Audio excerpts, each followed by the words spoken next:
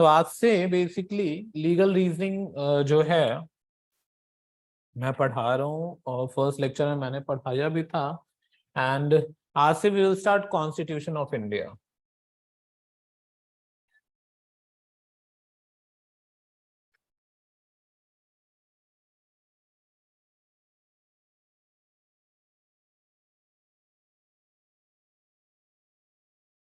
ठीक है, होपफुली दिख भी रहा होगा स्क्रीन पे। अगर किसी तरीके की कोई दिक्कत होगी तो बताएंगे मुझे। जैसा कि फर्स्ट लेक्चर में मैंने आपको बताया था, बड़ा लेमैन की लैंग्वेज में मैंने समझाया था what do you mean by constitution. तो कॉन्स्टिट्यूशन को एकदम लेमैन की लैंग्वेज में समझे तो कॉन्स्टिट्यूशन का मतलब होता है कोई चीज बनाना, कोई चीज कंस्ट्रक्ट करना। ठीक है, कॉन्स्टिट्यूट करना उसको कहते भी हैं। अगर हम लीगल लैंग्वेज में आए या लॉज को देखें तो कॉन्स्टिट्यूशन एक ऐसा डॉक्यूमेंट है जो किसी कंट्री को रन करने के लिए गाइड करता है। रूल्स रेगुलेशंस जो हैं, कोई पर्टिकुलर कंट्री, कोई पर्टिकुलर ऑर्गेनाइजेशन कैसे रन करेगा, कॉन्स्टिट्यूशन वही बताता है। बेसिस है वो, जो बेस होता है ना वही है। नींव जिसे कहते हैं, मकान जब आप बनवाते हैं, आप मकान खड़ा करते हैं तो नींव खड़ी करते हैं या नहीं खड़ी करते हैं? ये कॉन्स्टिट्यूशन वही नींव है किसी भी कंट्री का।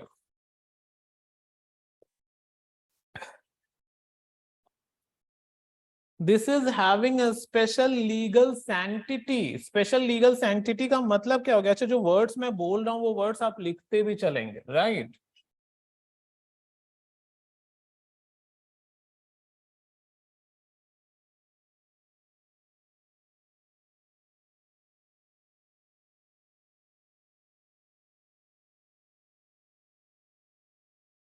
स्पेशल लीगल सैंक्टिटी, इसका मतलब क्या है? इसका मतलब है लीगल रिकॉग्निशन।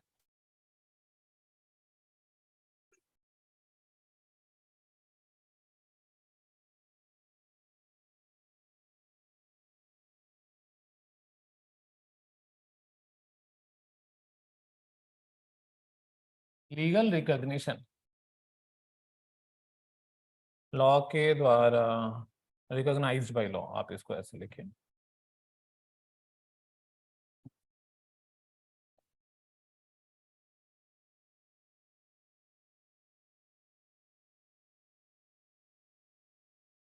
लॉ के द्वारा रिकॉग्नाइज्ड है, मान्यता प्राप्त है। अगर हिंदी में मैं आपको बताऊं तो मान्यता प्राप्त है। किस लिए ये लीगली रिकॉग्नाइज्ड है? ये क्या प्रोवाइड करवाता है? Framework.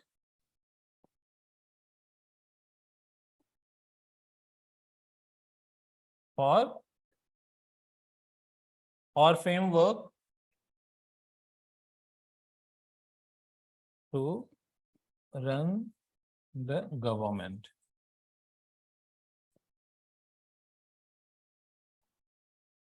Framework to run the government. अब गवर्नमेंट कौन कौन सी होती है तो आपको पता है, दो तरीके की गवर्नमेंट है। एक सेंट्रल गवर्नमेंट और दूसरी स्टेट गवर्नमेंट।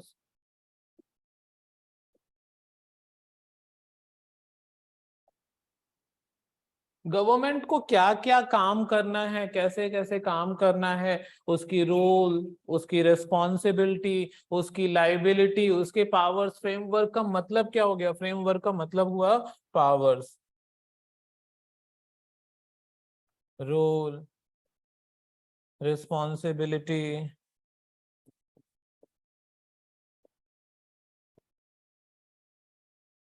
यही सब है, यही सब बताता है कॉन्स्टिट्यूशन। सेंट्रल गवर्नमेंट क्या क्या काम करेगा, स्टेट गवर्नमेंट क्या क्या काम करेगा, plus relation between centre and states. Central government और स्टेट गवर्नमेंट के बीच का रिलेशन कैसा होना चाहिए? क्योंकि जब तक दोनों कोऑर्डिनेट करके नहीं चलेंगे, कंट्री रन करना will be really very difficult. अब सपोज करिए कि सेंट्रल गवर्नमेंट कहे नहीं भाई, हम तो अपना रूल रेगुलेशन अडॉप्ट करेंगे क्योंकि हम सेंटर में हैं। स्टेट गवर्नमेंट कहता नहीं नहीं भले ही आप सेंटर में हैं लेकिन अपने स्टेट को तो हम देखते हैं ना, उसके रूल रेगुलेशन तो हम बनाते हैं। हु आर यू, हम आपके रूल रेगुलेशन नहीं मानेंगे। तो क्या इस तरीके से कोई भी कंट्री रन कर पाएगी? नहीं कर पाएगी। दोनों बॉडीज को कोऑर्डिनेट करके चलना पड़ेगा, एक दूसरे का साथ देना पड़ेगा। और वो कोऑर्डिनेशन कौन बताता है? कॉन्स्टिट्यूशन बताता है। आगे क्या यही कॉन्स्टिट्यूशन बताता है? रिलेशन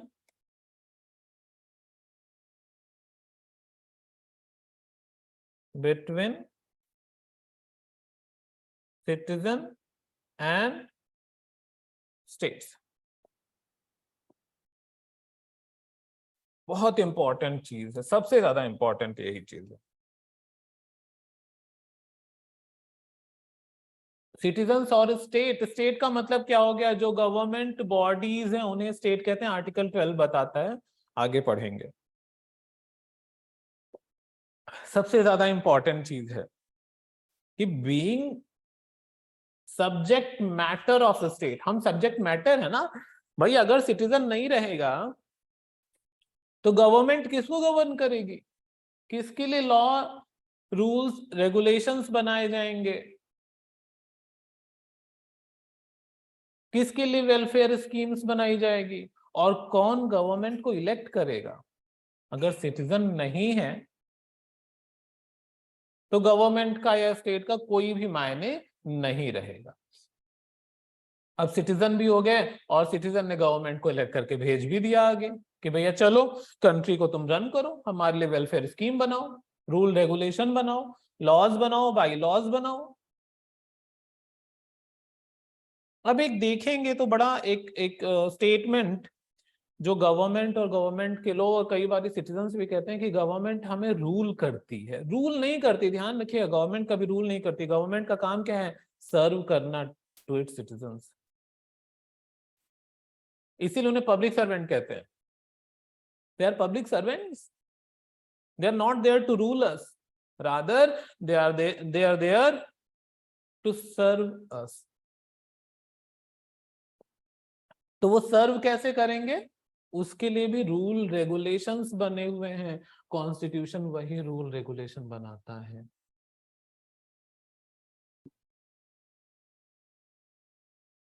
कि आप पता चला वहां पहुंचे, इतनी आपको लगा रही इतनी पावरफुल सीट है हमारी, हमें जो मन में आएगा वो करेंगे, और आपने वेलफेयर करने की जगह नुकसान करना स्टार्ट कर दिया सिटीजन्स का। उनके अगेंस्ट ही लॉज बनाने लगे। अगर ये बातें कॉन्स्टिट्यूशन में नहीं लिखी रहती तो जो हमारी गवर्नमेंट है या गवर्नमेंट में जो लोग बैठे हैं वो इतना कुछ लिखने के बाद भी अपना ही वेलफेयर देखते हैं, सिटीजन्स का वेलफेयर नहीं देखते। अगर ये बातें कॉन्स्टिट्यूशन में नहीं लिखी होती तो भगवान जाने क्या करते। फिर तो वो सिर्फ अपना वेलफेयर एकदम ओपनली करते हैं। तो सबसे पहली चीज हमने क्या देखी कि कॉन्स्टिट्यूशन क्या क्या प्रोवाइड, कॉन्स्टिट्यूशन है क्या? तो it is a document to run the country. अब कंट्री का मतलब क्या हो गया? गवर्नमेंट। ठीक है, it has special legal sanctity, legal recognition है। और क्या क्या प्रोवाइड करवाता है? तो फ्रेमवर्क टू रन गवर्नमेंट, दो तरीके के हैं, central government, state government. Framework का मतलब हो गया power, role, responsibility, relation between centre and state and relation between citizens and state. Constitution. दूसरी बात आती है what is constitutional law.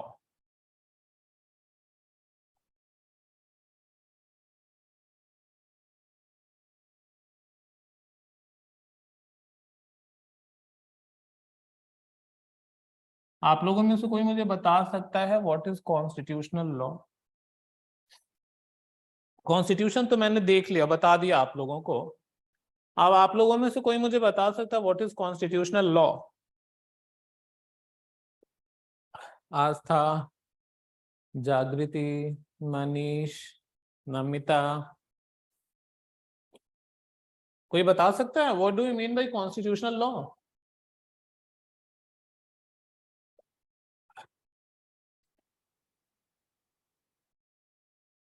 Anyone?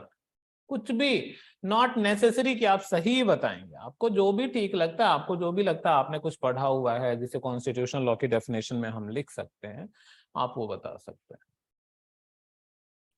Body of rules, ठीक है, okay. Anyone else?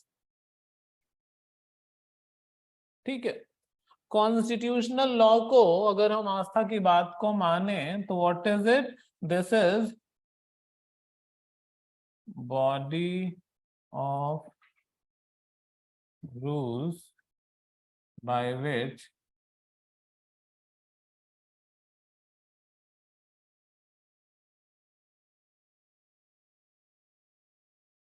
organizations of a state is governed.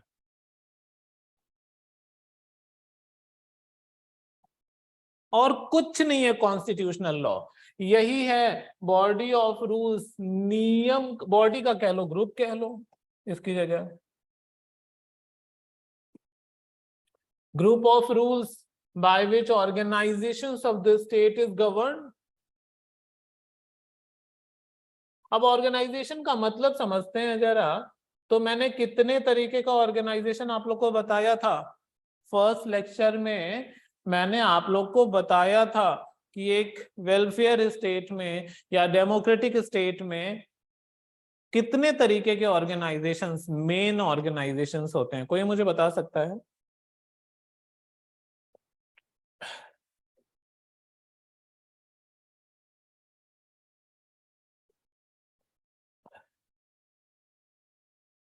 उस दिन बताया था ना मैंने, परसों।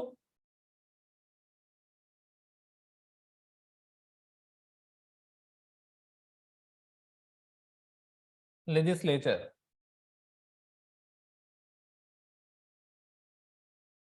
Executive, judiciary, plus other organisations.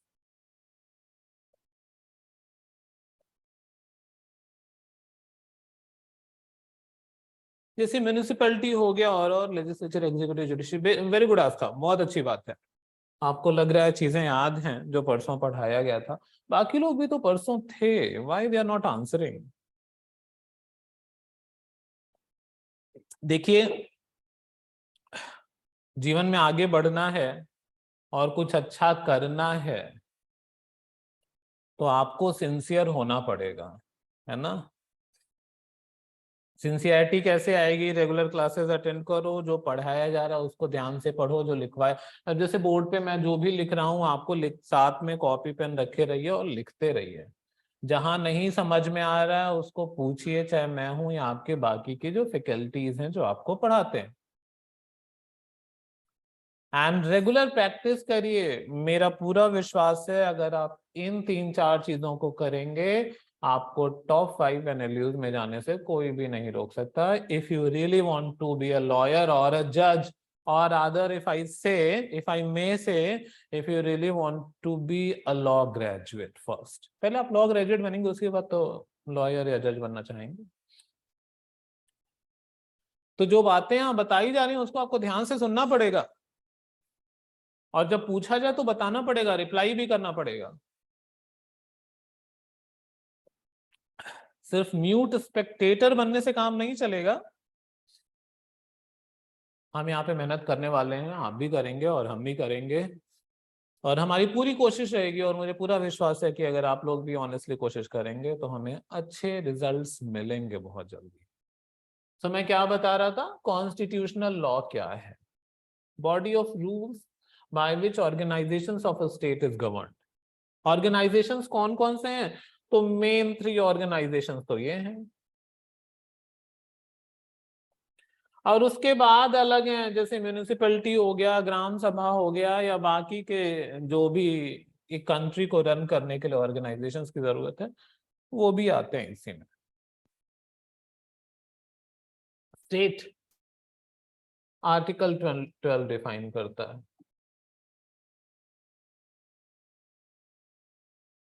Article 12 of Indian constitution state बताता है क्या क्या आएगा उसमें। फॉर एग्जांपल मैं लिख दे रहा हूं आपके समझने के लिए, parliament,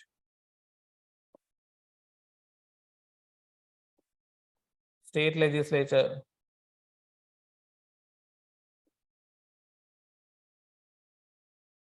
central government,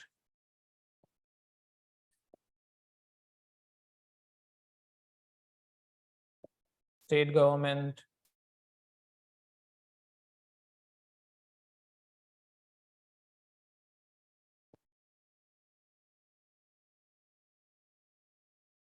other local authorities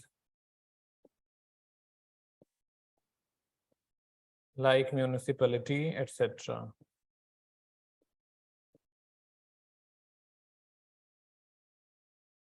etc. और भी बहुत कुछ आ जाएगा। सीधा सिंपल सा ये सब क्या है देखेंगे तो ये सब गवर्नमेंट के ऑर्गन्स है, ऑर्गेनाइजेशंस हैं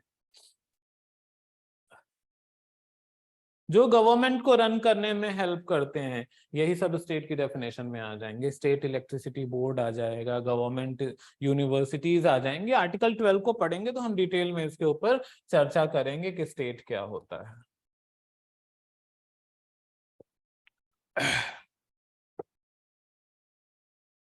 और ये बॉडी ऑफ रूल्स कहाँ दिए गए हैं? ये हमारे कॉन्स्टिट्यूशन में दिया गया है।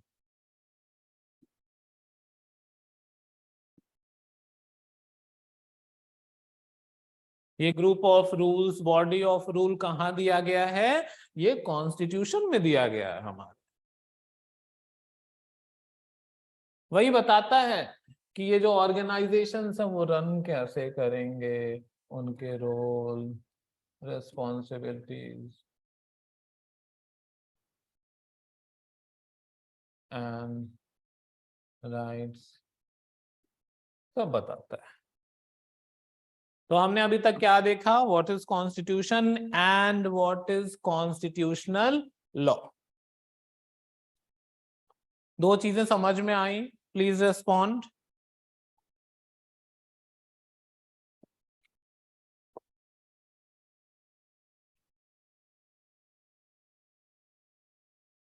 अगर समझ में आ गई है तो प्लीज राइट यस, और अगर कोई डाउट है, कोई कंफ्यूजन है तो बताइए। चलिए, थैंक यू, वेरी गुड, बहुत अच्छी बात। होपफुली आप लोग लिख भी रहे होंगे। अब नेक्स्ट क्वेश्चन जो आता है कि कॉन्स्टिट्यूशन कितने तरीके का होता है। परसों भी बताया था, there are 2 types of constitution.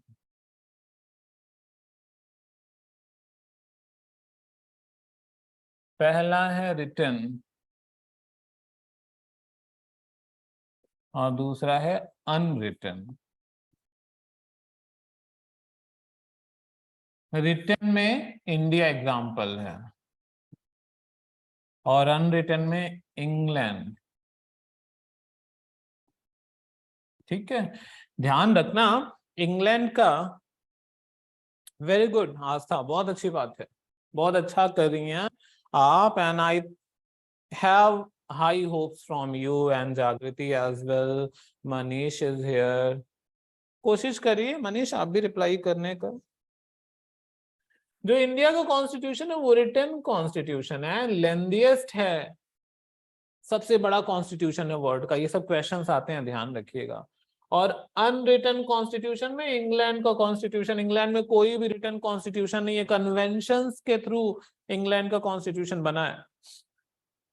उसको वर्बल ना कह के अनरिटन कहेंगे ज्यादा अच्छा लगेगा। ठीक है तो हालांकि वो वर्बल, मीनिंग वही आता है, अनरिटन का मतलब वर्बल ही आता है,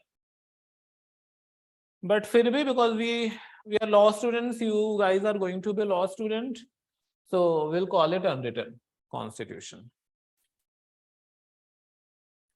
ठीक है, तो दो तरीके के होते हैं, रिटन इंडिया का आ जाएगा और अनरिटन इंग्लैंड का आ जाएगा। इंडिया का जो है लेंथीएस्ट कॉन्स्टिट्यूशन है। अब आता है नेचर ऑफ कॉन्स्टिट्यूशन।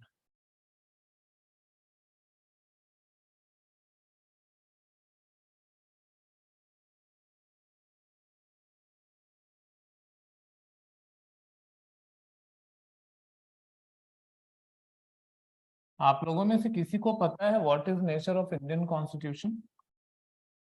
एनीवन?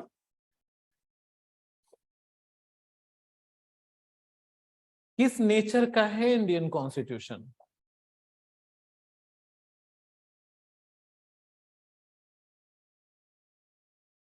एक वर्ड आता है, मे बी आप लोगों ने सुना हो, federal.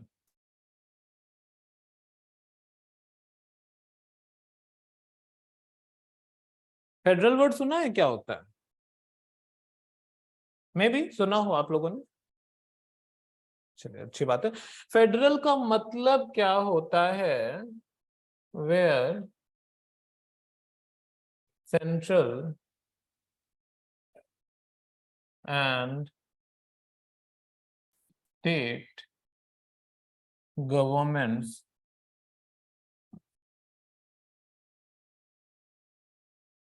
are equal, meaning thereby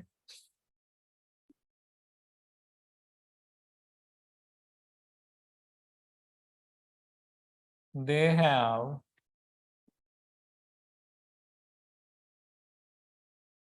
equal powers and duties। ठीक है, उसी को फेडरल कहते हैं। Both state and central government rule the country. ठीक है, थोड़ा सा उसमें करेक्शन करेंगे जागृति, आपने बहुत सही कहा, थोड़ा सा करेक्शन करेंगे। सबसे पहले तो rule word is wrong. Rule कभी भी, see you want to you are aspire to be a lawyer ना, सबसे पहले तो लॉयर ही बनेंगे, उसके बाद आगे का जो भी जज बनना है, जो करना है। तो कभी भी rule word is not right. ध्यान रखेंगे, जो गवर्नमेंट होती है वो हमें रूल नहीं करती, वो हमें सर्व करती है। वो एक गलत मोशन है और उसी का फायदा उठाते हैं। क्यों? क्योंकि यहाँ पे लिटरेसी रेट कम है। इसीलिए देखिए, स्कूलों में लॉ नहीं पढ़ाया जाता।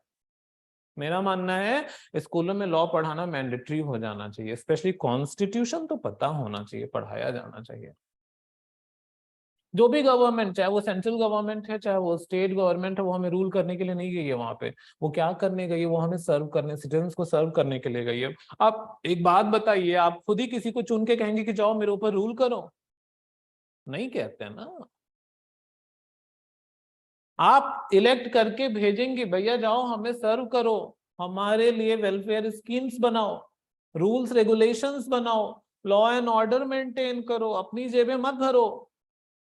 होता उल्टा है। मैं I am not talking about reality. Reality क्या हो रही है वो सबको पता है।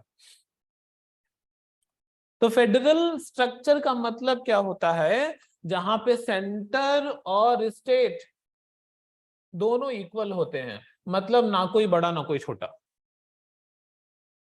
क्योंकि कंट्री को रन करने में दोनों का पार्टिसिपेशन है। ऐसा सेंट्रल गवर्नमेंट थोड़े कह सकती है कि नहीं भाई कंट्री को तो हम ही रन करते हैं, स्टेट्स नहीं पार्टिसिपेट करती हैं, उनका कोई रोल नहीं है। या स्टेट्स ऐसा नहीं कह सकती कि नहीं कंट्री को तो सिर्फ हम रन कर रहे हैं, सेंट्रल गवर्नमेंट का कोई रोल नहीं है। अगर दोनों गवर्नमेंट में से कोई भी एक बैकआउट कर जाए तो कंट्री का रन करना डिफिकल्ट हो जाएगा। कॉन्स्टिट्यूशन जो है, इंडियन कॉन्स्टिट्यूशन, उसमें जो प्रोविजंस दिए गए हैं, जब आप पढ़ेंगे उन प्रोविजंस को डिटेल में तो देखेंगे कि सेंटर और स्टेट के पास ऑलमोस्ट इक्वल पावर्स है। मैं थोड़ा सा बताऊं तो जब इंडियन कॉन्स्टिट्यूशन की वेयर एक्ट आप देखेंगे आगे चल के, अभी आपको नहीं जानना है, जस्ट फॉर योर इंफॉर्मेशन मैं बता रहा हूं। There is a schedule 7,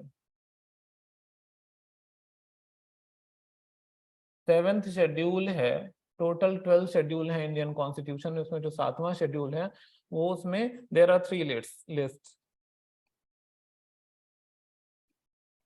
union list, state list and concurrent list. ठीक है, अब इसमें यूनियन लिस्ट में वो सब्जेक्ट दिए हुए हैं जिसपे सेंट्रल गवर्नमेंट लॉ बना सकती है। वेरी गुड आस्था, बहुत अच्छी बात है, आपको पता है, बहुत अच्छा। स्टेट लिस्ट में वो सब्जेक्ट मैटर है जिसपे स्टेट लॉ बना सकता है, और कॉन्करेंट लिस्ट में वो सब्जेक्ट्स हैं जिसपे यूनियन प्लस स्टेट दोनों लॉ बना सकते हैं। ठीक है, ये आपके बस इंफॉर्मेशन के लिए मैंने बताया है। यही दिखाता है इक्वालिटी।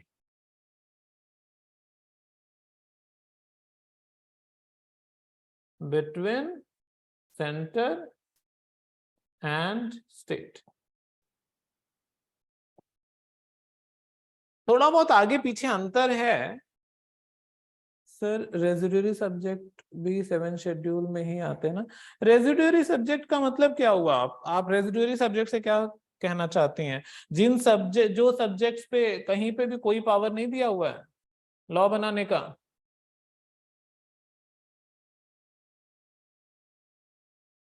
जहां पे देखो, उसको रेजिडुअरी सब्जेक्ट नहीं कहते हैं, वो 7 शेड्यूल में नहीं आता।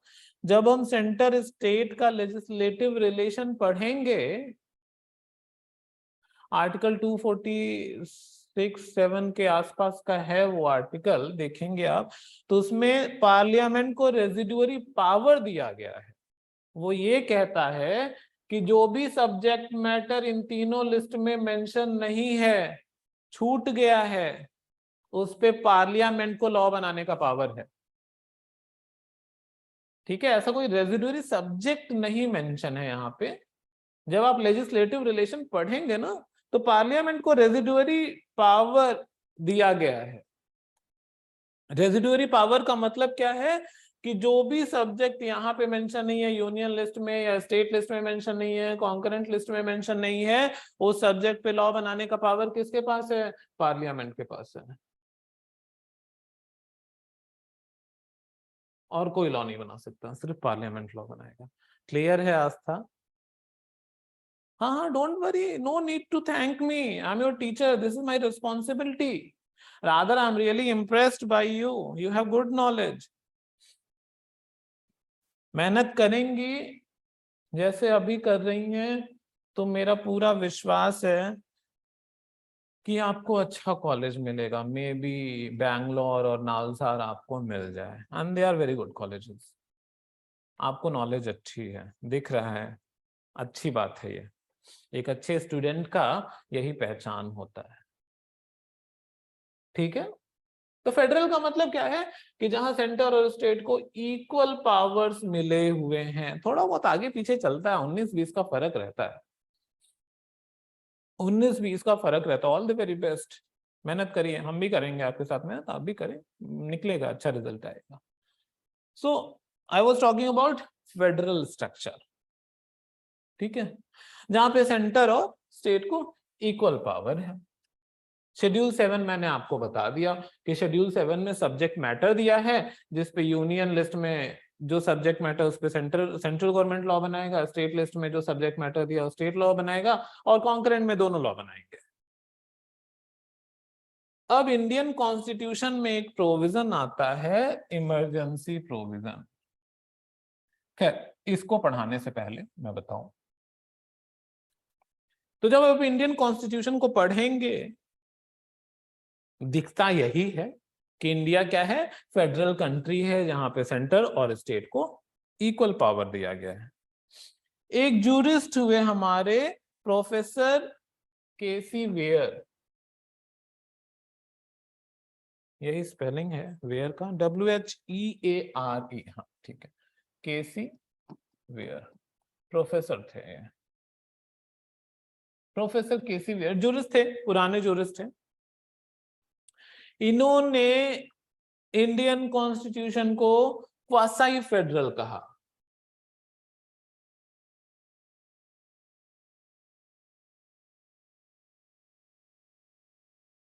अभी तक इंडियन कॉन्स्टिट्यूशन फेडरल कहा जाता था, इंडिया फेडरल कंट्री कही जाती थी, बट केसी वेयर ने इंडियन कॉन्स्टिट्यूशन को क्वासाई फेडरल कहा। What do you mean by quasi? कोई बता सकता है क्वासाई का मतलब क्या होता है?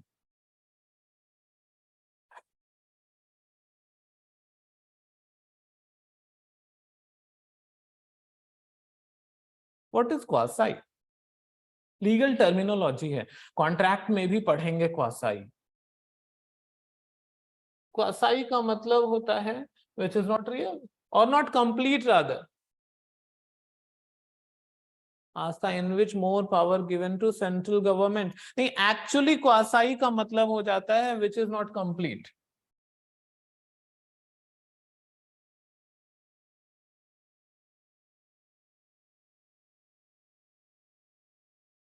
आस्था जो आपने बताया है उसका वो क्वासाई फेडरल में आ जाएगा वो डेफिनेशन।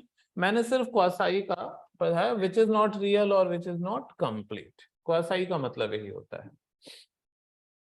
केसी वेयर ने कहा कि इंडियन कॉन्स्टिट्यूशन जो है वो क्वासाई फेडरल नहीं है, सॉरी क्वासाई फेडरल है, कंप्लीट या एक्चुअल फेडरल नहीं है। एक्चुअल फेडरल में क्या है कि सेंटर और स्टेट दोनों इक्वल होंगे, लेकिन क्वासाई फेडरल में सेंटर और स्टेट दोनों इक्वल नहीं है। वो फेडरल जैसा दिखता है बट एक्चुअल फेडरल नहीं है। अब इसको समझने से पहले एक चीज मैं आपको समझाऊंगा, उसके बाद वापस आऊंगा, उस बात करेंगे। ये जो कंट्री होती है ना, इसके दो फीचर्स होते हैं। पहला है यूनिटरी और दूसरा है फेडरल।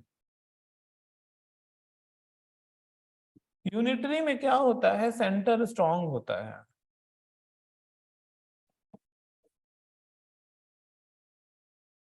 ठीक है, जो मेन पावर होता है वो सेंटर को मिलता है।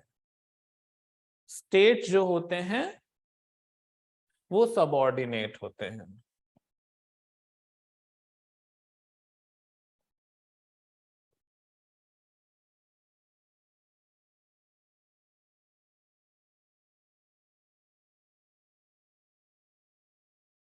स्टेट जो होते हैं वो सेंटर के छोटे होते हैं, उनके अंडर में काम करते हैं। यूनिटरी में जैसे आप अमेरिका को देख लीजिए, यूएसए, ऑस्ट्रेलिया,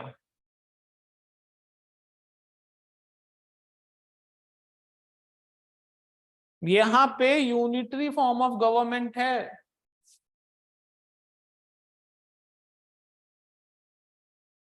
दो तरीके का होता है, यूनिटरी और दूसरा फेडरल। यूएसए और ऑस्ट्रेलिया में यूनिटरी फॉर्म ऑफ गवर्नमेंट है। फेडरल जहां centre and states both are equal.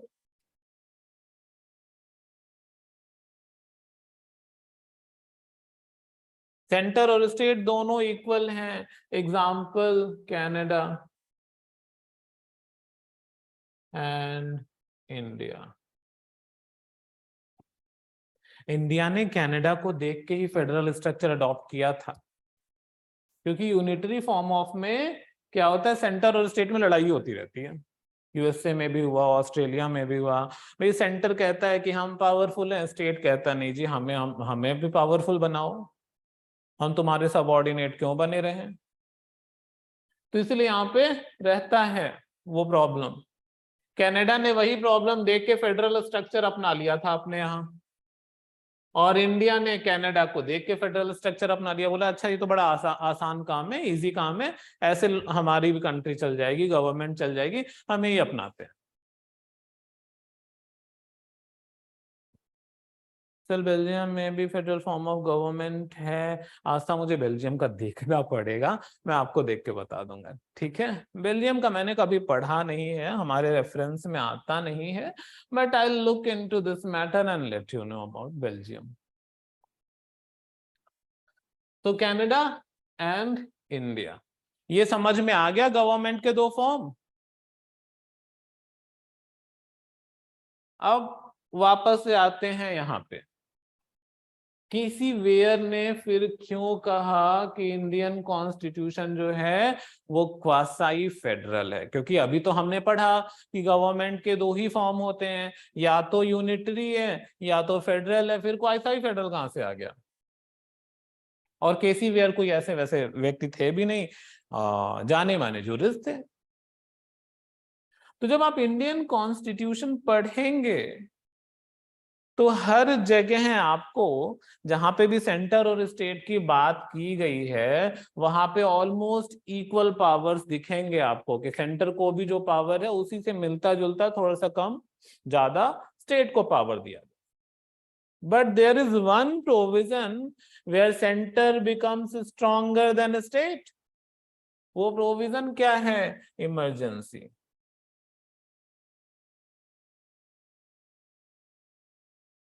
Emergency article 352, 356 and 360।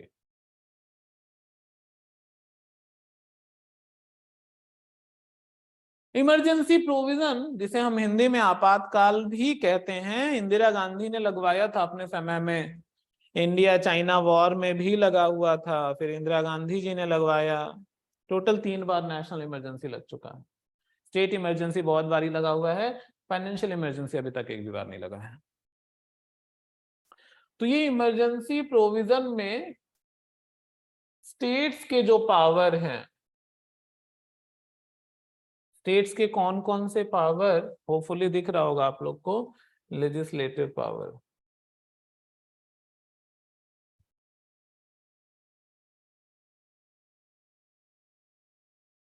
And executive power.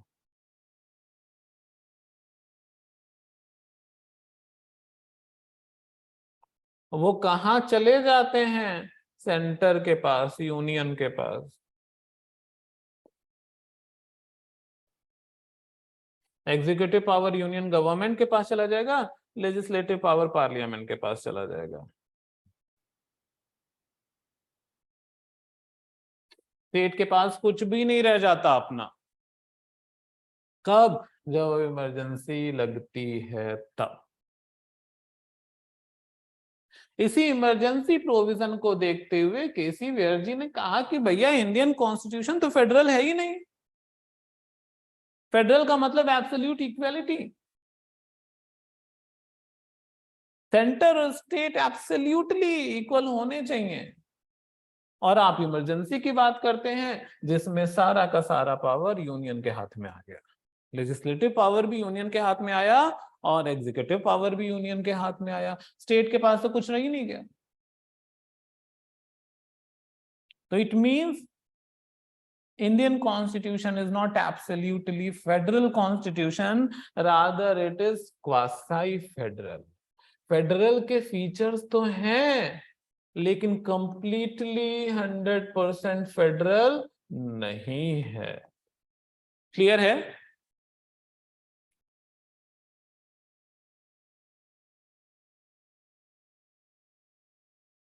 कोई डाउट, कोई कंफ्यूजन है तो बताइए।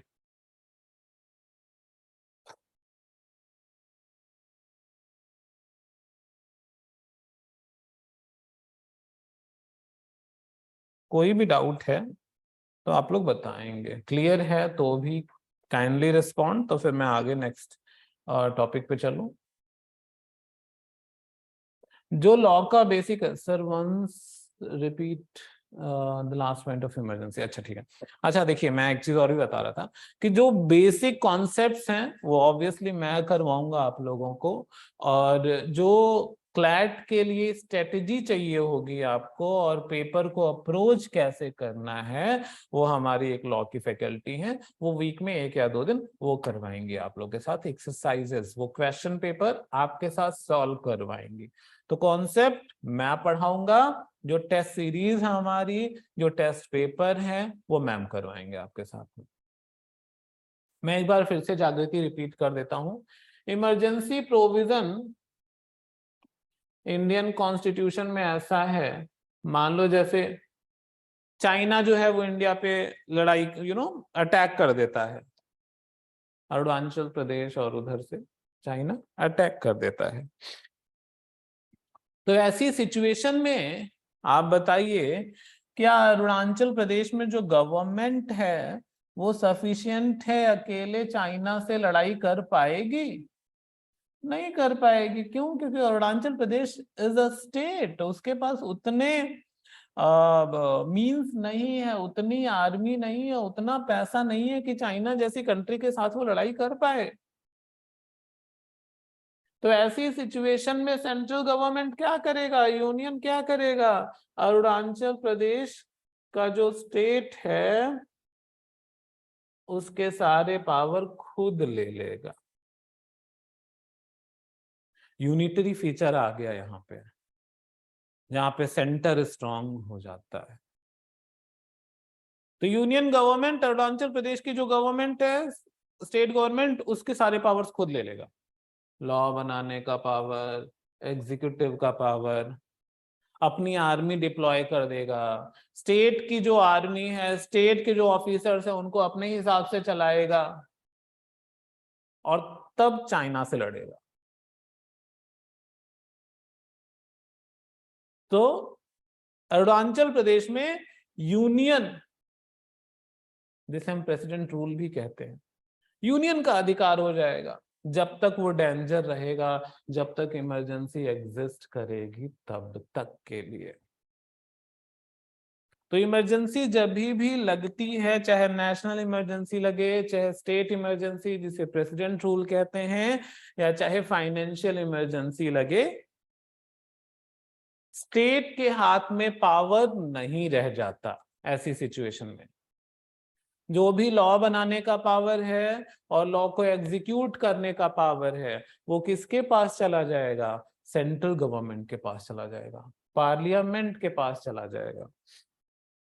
इसीलिए इमरजेंसी के टाइम पे यूनियन स्ट्रांग हो जाता है। यूनिटरी गवर्नमेंट का फीचर है ये, एसेंशियल कैरेक्टर है ये, जिसमें यूनियन गवर्नमेंट स्ट्रांग होती है, स्टेट गवर्नमेंट स्ट्रांग नहीं रहता, वो सबऑर्डिनेट हो जाता है। इसी इमरजेंसी प्रोविजन को देखते हुए केसी वियर साहब ने लिखा कि Indian constitution is quasi federal, not absolutely federal. Clear है जागृति?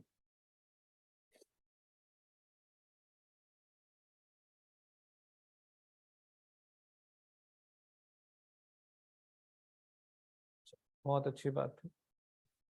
आगे चलते हैं। एसेंशियल फीचर्स ऑफ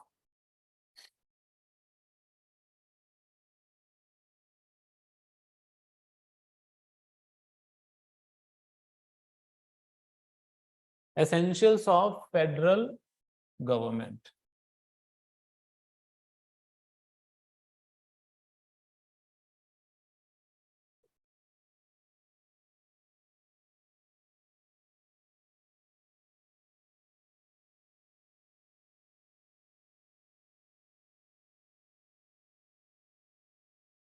एसेंशियल्स क्या है फेडरल गवर्नमेंट के? तब से हम federal government federal government federal government कर रहे हैं। मैंने आपको बता भी दिया कि फेडरल गवर्नमेंट में, फेडरल फॉर्म ऑफ गवर्नमेंट में स्टेट और सेंटर इक्वल होते हैं, लेकिन इससे कुछ एसेंशियल कैरेक्टरिस्टिक्स भी होते हैं। वो क्या क्या है? तो सबसे पहला है डिस्ट्रीब्यूशन ऑफ पावर। मैंने पहले दिन पढ़ाया था, क्या है ये, कौन बताएगा?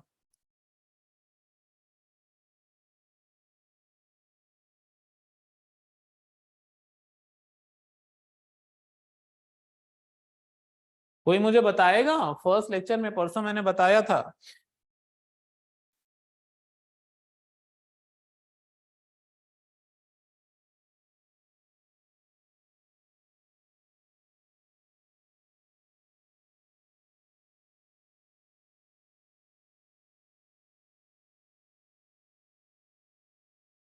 बहुत सिंपल सी बात है, इसमें बहुत ज्यादा, बहुत परेशान होने या दिमाग लगाने की जरूरत नहीं है। Powers are distributed between centre and state government, ठीक है, बहुत अच्छी बात है।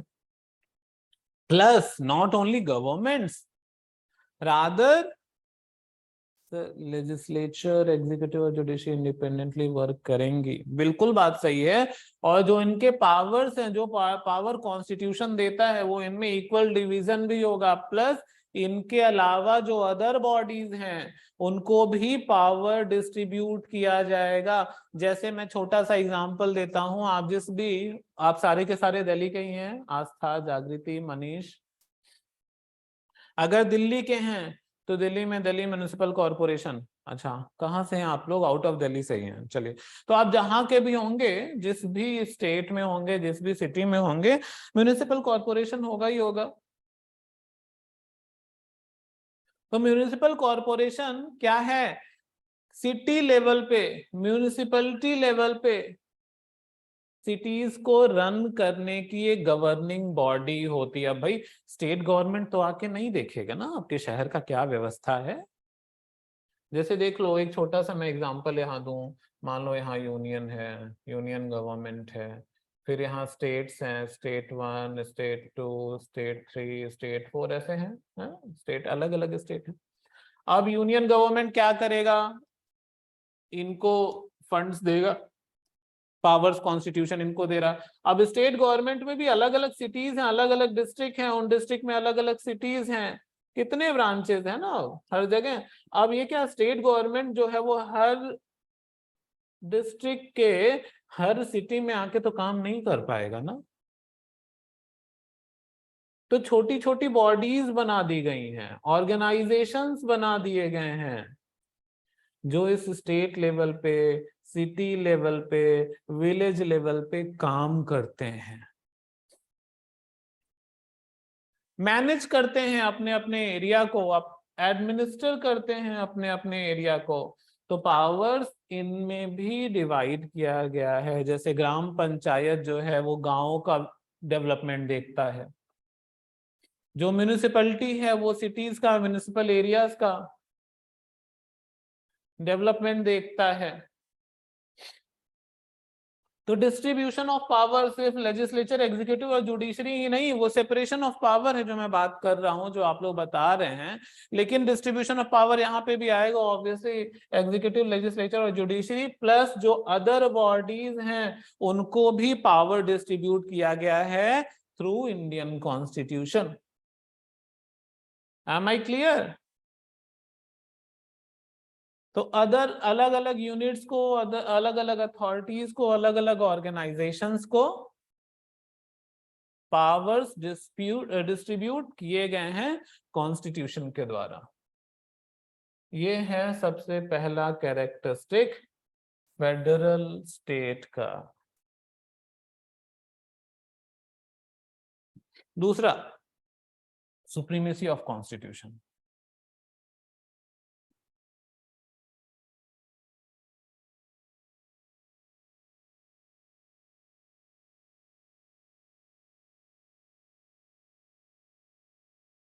हमेशा कॉन्स्टिट्यूशन ही सुप्रीम रहेगा।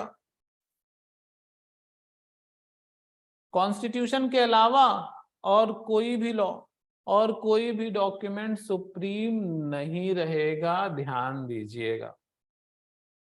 क्यों? क्योंकि सारे लॉज, सारे रेगुलेशन, सारे बाई लॉज कॉन्स्टिट्यूशन से ही निकलते हैं, यहीं से ओरिजिनेट होते हैं, और कहीं से भी ओरिजिनेट नहीं होते। अगर कोई लॉ ऐसा बना जो कॉन्स्टिट्यूशन के अगेंस्ट बात कर रहा है, ऑपोजिट बात कर रहा है, तो वो लॉ क्या हो जाएगा? वॉइड डिक्लेयर कर दिया जाएगा, अनकॉन्स्टिट्यूशनल डिक्लेयर कर दिया जाएगा। तो एक फेडरल कैरेक्टर का अनदर इंपॉर्टेंट कैरेक्टरिस्टिक क्या है? Supremacy of constitution. कॉन्स्टिट्यूशन हमेशा सुप्रीम रहेगा, उसको कभी भी आप ओवरलुक नहीं कर सकते, इग्नोर नहीं कर सकते। कॉन्स्टिट्यूशन को बेसिस मानते हुए, सुप्रीम मानते हुए, बाकी के लॉज, रेगुलेशंस, बाई लॉज बनाए जाते हैं। Third essential, written constitution.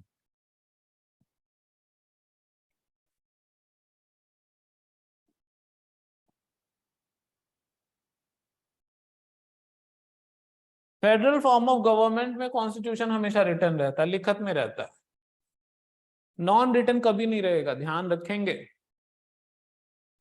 जो फेडरल फॉर्म ऑफ कॉन्स्टिट्यूशन है उसमें कॉन्स्टिट्यूशन हमेशा रिटन में रहेगा, नॉन रिटन में नहीं रहेगा कभी। Fourth, rigid.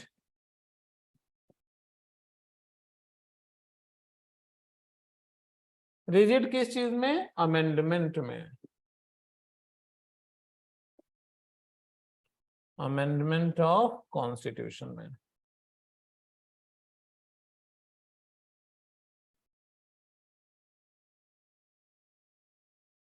देखिए अमेंडमेंट का मतलब क्या होता है? चेंज लाना, किसी तरीके का चेंज लेके आना। जिस लॉज को अमेंड किया जा सकता है, जो कॉन्स्टिट्यूशन में आर्टिकल्स दिए गए हैं, ठीक है, उनमें भी अमेंडमेंट किया जा सकता है। आर्टिकल 368 बताता है अमेंडमेंट का पावर पार्लियामेंट को देता है। लेकिन अमेंड करना is not that easy. Constitution को अगर आपको अमेंड करना तो स्पेशल मेजोरिटी की जरूरत पड़ती है, और स्पेशल मेजोरिटी अडॉप्ट करना बहुत डिफिकल्ट प्रोसेस है, इतना आसान नहीं है। जानबूझ के कॉन्स्टिट्यूशन के अमेंडमेंट को रिजिड बनाया गया है। अदरवाइज गवर्नमेंट क्या करेंगी? अगर आप रिजिड नहीं बनाएंगे कॉन्स्टिट्यूशन के अमेंडमेंट को, तो गवर्नमेंट अपने हिसाब से कॉन्स्टिट्यूशन को हमेशा चेंज करती रहेंगी, और जो बेसिक डॉक्यूमेंट है कंट्री का वो बार बार जब चेंज होता रहेगा तो अपना ओरिजिनल लेसन्स खो देगा, वो कंट्री रन नहीं कर पाएगी, लोगों का वेलफेयर नहीं हो पाएगा।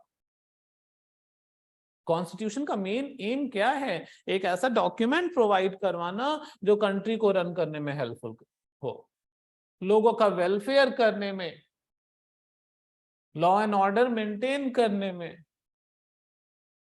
हेल्पफुल हो। और अगर अमेंडमेंट रिजिड नहीं रहा तो कोई भी गवर्नमेंट ऐसी नहीं है जो कॉन्स्टिट्यूशन को अमेंड करने का ट्राई ना किया हो उसने, but because amendment is quite rigid वो कई बार फेल हो जाते हैं। अगर रिजिड नहीं रहेगा तो सक्सेसफुल हो जाएंगे अपने एम में, और कॉन्स्टिट्यूशन जो है वो अपना ओरिजिनल फॉर्म खो देगा, वो कुछ और हो जाएगा, जो बना था वो नहीं रह जाएगा, वो कुछ और हो जाएगा। इसीलिए इसको रिजिड किया गया, बनाया ही गया। 5, इंडिपेंडेंट जुडिशरी।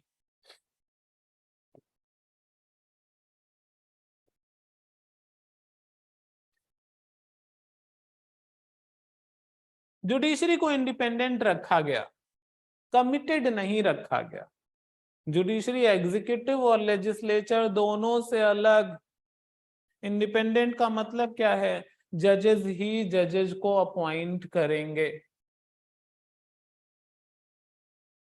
ना एग्जीक्यूटिव जुडिशरी के मेंबर्स को अपॉइंट करेगा और ना ही लेजिस्लेचर जुडिशरी के मेंबर्स को अपॉइंट करेगा। जो सैलरी आएगी, जो रेमुनरेशन आएगा, वो भी अलग से आएगा।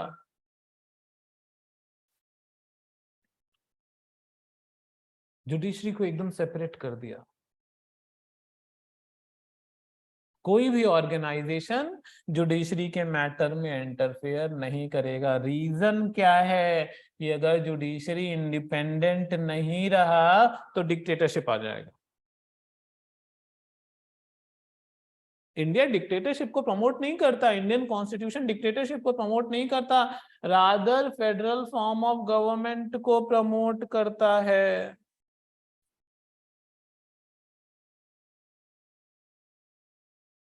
और फेडरल फॉर्म ऑफ गवर्नमेंट को प्रमोट करने के लिए इंडिपेंडेंट जुडिशरी का होना सबसे ज्यादा जरूरी है, कि कल को कोई डिस्प्यूट हो तो बिना बायस हुए, बिना पार्शियल हुए उस डिस्प्यूट का रिजोल्यूशन हो सके।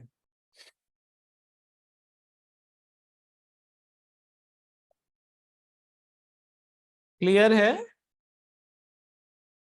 ये है essentials of federal form of government. आज की क्लास लॉ की यहीं तक, फिर नेक्स्ट क्लास में हम नए कॉन्सेप्ट के बारे में बात करेंगे। आज हमने क्या क्या देखा, what is constitution, what is constitutional law, government कितने तरीके की होती है, यूनिटरी एंड फेडरल, थोड़ा सा यूनिटरी के बारे में भी देखा, और फेडरल का क्या होता है और उसके कैरेक्टरिस्टिक्स क्या होते हैं। कोई डाउट, कोई कंफ्यूजन हो तो पूछिए। Thank you so much everyone, bye bye and take care.